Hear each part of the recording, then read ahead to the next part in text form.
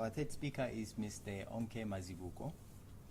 Onke holds a master's degree in counseling, psychology, and public health, and is currently registered for a PhD in psychology. He's currently working as an operations manager at the Transnet Foundation Health Portfolio. For the past 6 years, he's been involved at 3 different managerial levels in the Transnet Phelophepa Healthcare Train project, which is Transnet's flagship corporate social investment project. His area of expertise is health service management, with his drive leaning towards improving the delivery of healthcare services, especially in rural areas. He's greatly interested in the design, implementation, and measurement of programs and projects designed to improve the lives of the most vulnerable within populations. Let's give it up for Onke.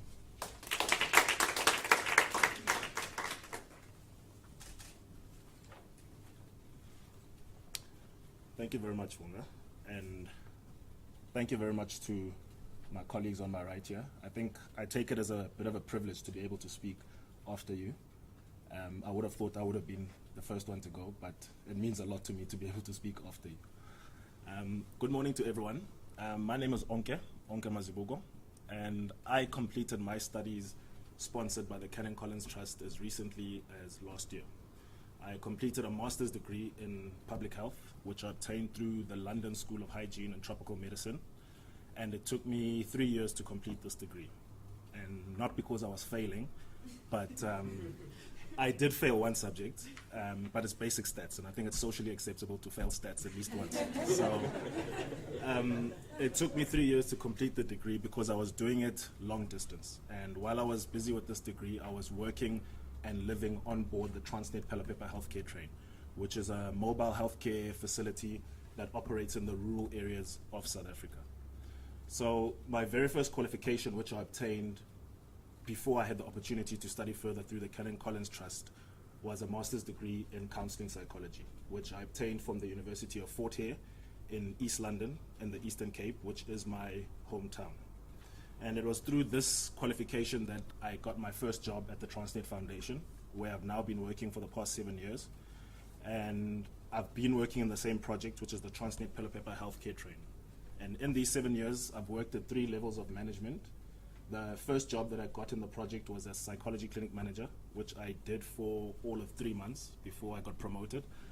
And I was promoted to the position of Phelophepa manager, which is basically the on-site manager of the Transnet Phelophepa Healthcare Train. I did that for just under 5 years before I got a promotion last year in March to the position which I'm currently holding now at the Transnet Foundation, which is operations manager within the health portfolio at the Transnet Foundation. So what exactly is the Transnet Phelophepa Healthcare Train?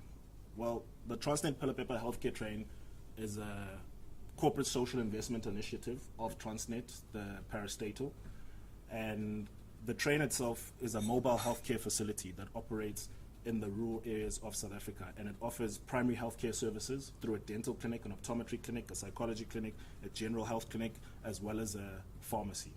So if you can picture it, it's a 400 meters long train, and it has 19 different coaches on it. And these 19 coaches make up the various clinics and departments that I've already mentioned, as well as a catering department, accommodation, a laundry department, and as well as a maintenance department. So the project was started in 1994, and for many years there was only one train, and this train operated in 4 provinces every year for 9 months of the year. And it would stay in some communities for 1 week and other communities for 2 weeks, depending on the healthcare needs in that particular community. But since 2014, there's now been 2 trains which are identical, and every year these trains will go on their separate routes. One train will do 4 provinces, and the other train will do the other 4 provinces. So through this project, we are able to deliver primary healthcare services in 8 of South Africa's 9 provinces. The only province that we've never visited and never will visit is the Gauteng province. On the train, there's a team staff complement of 22 staff members, most of whom are your healthcare professionals. And in support of these healthcare professionals, at any given time, there are 40 final year students that come from various universities around South Africa, as well as international universities, who come to the train as part of their community service exposure. And these are final year students in the various clinics and disciplines that are on the train. Then in every community that we visit, we hire as many as 65 local people who work in various jobs on the train for the duration of the time that the train is in a particular community. So the Transnet Phelophepa Healthcare Train is not only about providing primary healthcare services in communities, but it's also about allowing final year students an opportunity to practice what it is that they've been studying in universities as part of their community service exposure. Then at the same time, the project is also providing small socio-economic opportunities to individuals that come from these communities for that short period of time that we visit the communities. So the train has a reputation for making a difference in people's lives. And when people speak about the difference that's made in people's lives, they're usually referring to the beneficiaries, whether it be the patients or the students or the individuals that come from the communities. However, I think it would be a gross understatement on my part if I say that the train has made a major difference in my life as someone who's worked in the project for the past 7 years. The Transnet Phelophepa Healthcare Train honestly helped me to find my purpose in this life. And in the time that I've worked there, I feel like there's a lot which I have learned. From the very first time that I was exposed to the project, right up to the point where I am now, there's been some remarkable events that have happened in my life in a relatively short time.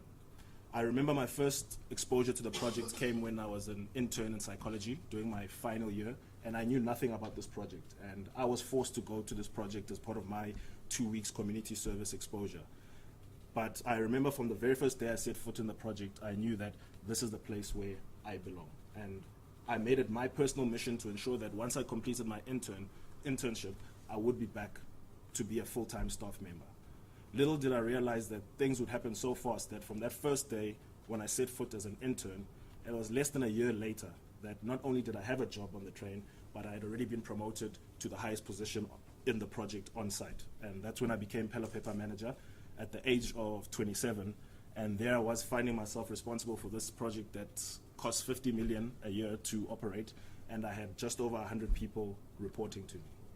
So the train has taught me a lot about leadership and about discipline and about selfless service. And I think it was at this critical time that I got the support from the Canon Trust, because I think the degree I did in public health allowed me to not only get the theoretical background to what I was doing while I was living the practical side, but it also helped me to expand my horizons. And within the public health degree, I chose to do the health systems management stream. And a lot of what I was exposed to is applicable in my current job as operations manager, where now I'm working at a more strategic level to ensure the continued sustainability of the project and ensuring that our interventions are continuously innovating. So, as I mentioned, it's been about 20 to 21 months now since I've been in my current position since I left the train.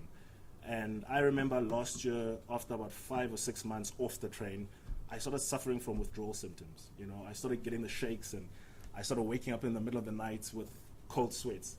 And, you know, making a difference in people's lives can actually be addictive if you're a social change junkie, like I consider myself to be. And it wasn't until this year that I found a new way to get my highs, a new way to get my kicks. And it was when I joined an organization called YLED, which stands for Youth Leadership and Entrepreneurship Development. And YLED is a non-profit organization which is youth-focused, and it was founded by one of our very own Canon Trust alumnus, Mr. Stephen Zwane, who's unfortunately not here today. And since then, this is the way that I've been getting my kicks. So a few weeks ago, I think it was about 5 weeks ago maybe, we were at the building where we have our weekly sessions with the youngsters from YLED, and it was in between one of the sessions that was being presented by the presenter of the day.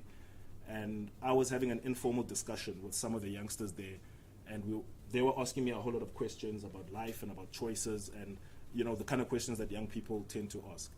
And this one young lady in grade 11 asked me this: what do you think is the greatest social problem that we face today as a society? What do you think is the greatest social problem that we face today as a society?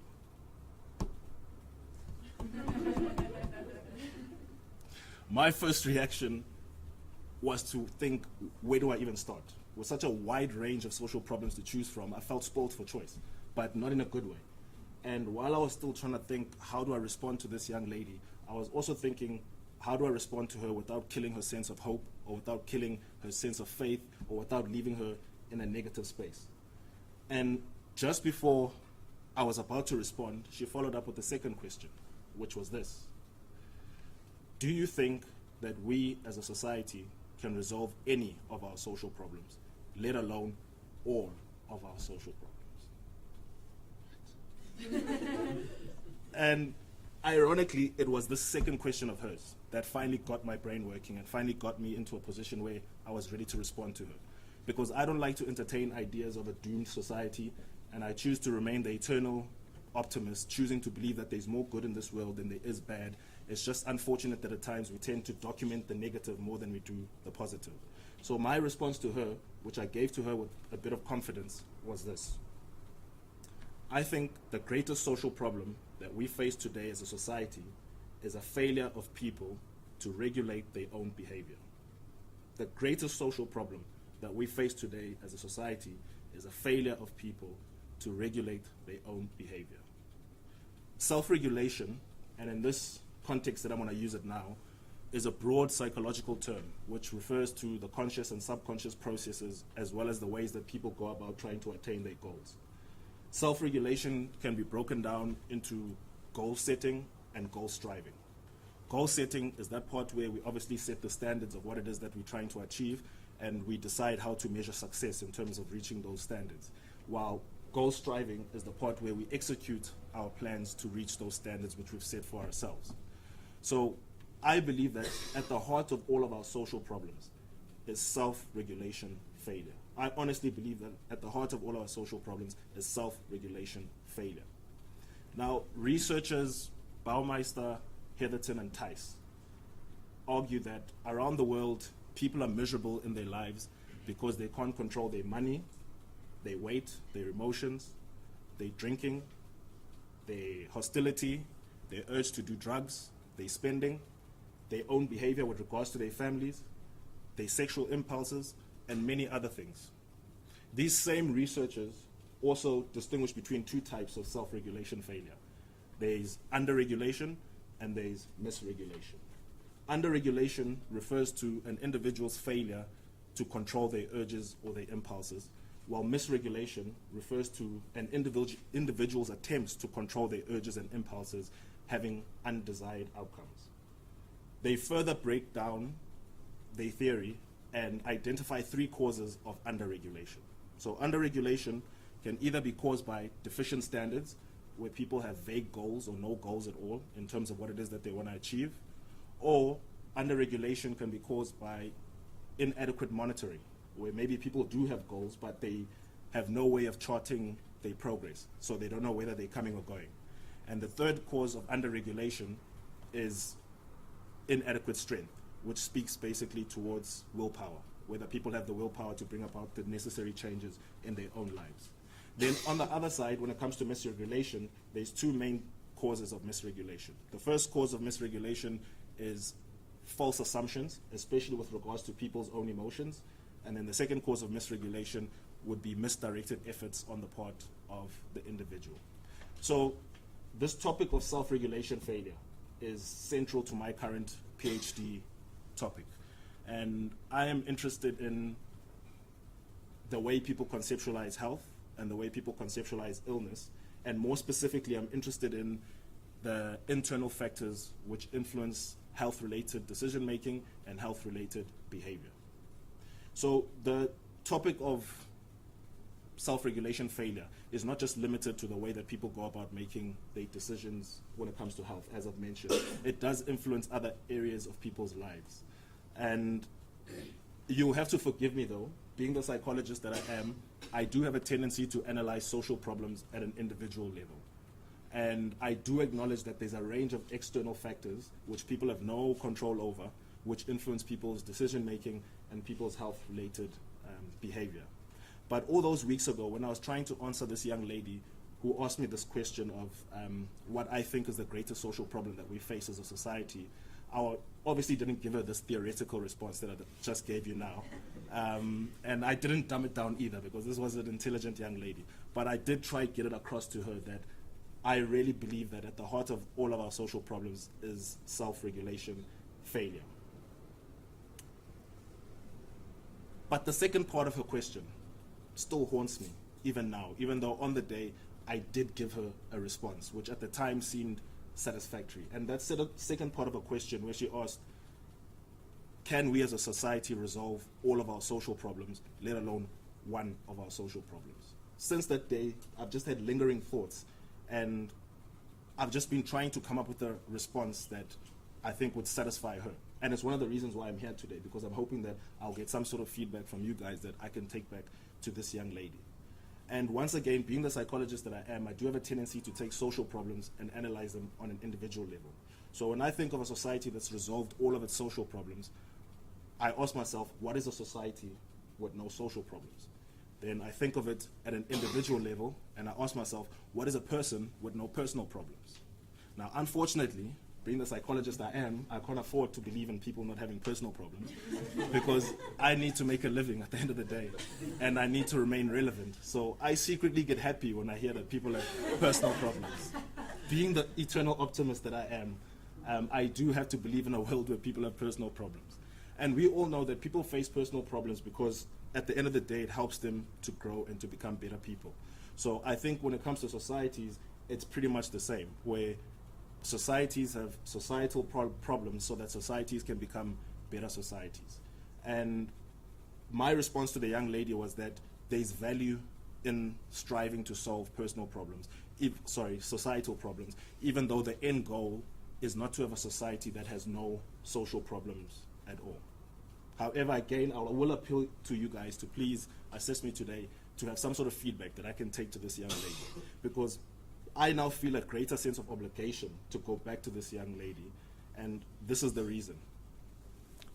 2 weeks ago, at YLED, we had our graduation, and at this graduation, this young lady who asked me this question was identified as the top YLEDer of the year, which is basically the top achiever of the program that we produce. So she's basically the embodiment of what it is that we as an organization strive to produce as in young people and leaders. And so since then, I've felt a greater sense of obligation to go back to her and give her a richer understanding. Now, it just so happened also at that graduation, all the youngsters that graduated that day got to wear their YLED t-shirts, which is the one I'm wearing today for the first time. And I'm sure some of you looked at me today and thought, this guy is not serious. He's underdressed. He's talking in a t-shirt. But I feel like I'm actually overdressed. I feel like I'm wearing a graduation gown, because those youngsters that graduated that day got to wear this t-shirt. And I feel for me, it's been also about me, because I joined the organization for the first time this year. So I feel in many ways I've been through something which makes me feel like I needed to celebrate. And if the Transnet Phelophepa Healthcare Train helped me to find my purpose, then YLED is definitely helping me to define that purpose. And so I feel a sense of gratitude to the organization, and I recognize the fact that working with YLED has helped me to put the Phelophepa experience in perspective, because there it was all about work and life, and I enjoyed what I did. But once I left, I now had to have a social life as well as living for something more than myself. And I think I struggled to do that until I got to the YLED experience. And if it wasn't for the Transnet Phelophepa Healthcare Train, I would have never gotten the Canon Trust scholarship, because once upon a time, the Canon Trust used to fund the Phelophepa Healthcare Train, which is how I got my scholarship. And if it wasn't for the Canon Trust, I don't think I would have met Mr. Stephen Zwane and become part of YLED. So there is a sense of interconnectivity, and I feel a sense of gratitude towards all three organizations, just as I feel a sense of gratitude to all of you for giving me your time and listening to me today. Thank you.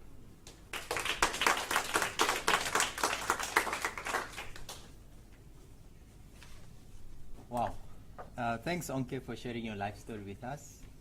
I guess you'd agree with me that it enshrines the values, the principles of Canon Collins.